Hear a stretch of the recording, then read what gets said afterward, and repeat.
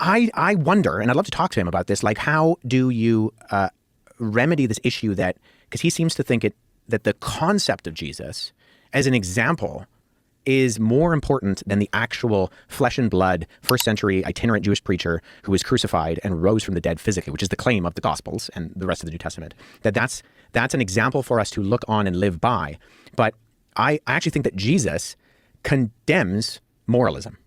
And ultimately what I see Peterson doing is looking at Jesus as a moral example. And if Jesus is nothing but a moral example, then you can save yourself and you don't actually need a savior. And so I think actually Jesus would have critiqued that because Jesus was very against moralism. It looks at the religiosity of his day with like particular groups like the Pharisees and the Sadducees, who are these other groups of Jews during his day. So we talked about the Essenes, actually aren't mentioned in the Bible, but there are other groups like the Pharisees who are like lay scholars and the Sadducees who are professional priest scholars. And he's constantly critiquing the fact that they have this hypocritical religiosity to them where they're doing things like tithing their mint leaves, like to make sure that they get all of, this is where we get the idea of the letter of the law versus the intention of the law. Like Jesus critiques them for that because he says, you're trying to do everything right and you're missing the point. So one of the things he says is like, if your donkey falls in a ravine on the Sabbath, do you pull it out or does that work?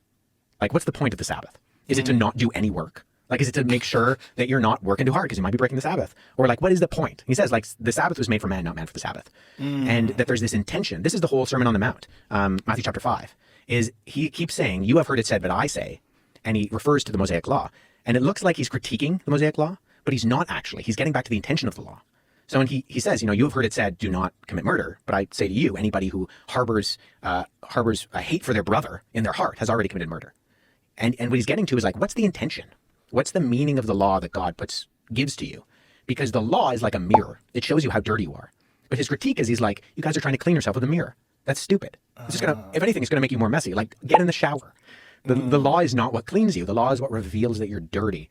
And so in that sense, I think, if Jesus is a moral example, it actually misses what I think Jesus actually said about what his purpose was, in that you can't do enough to actually live up to the standard that God holds you to.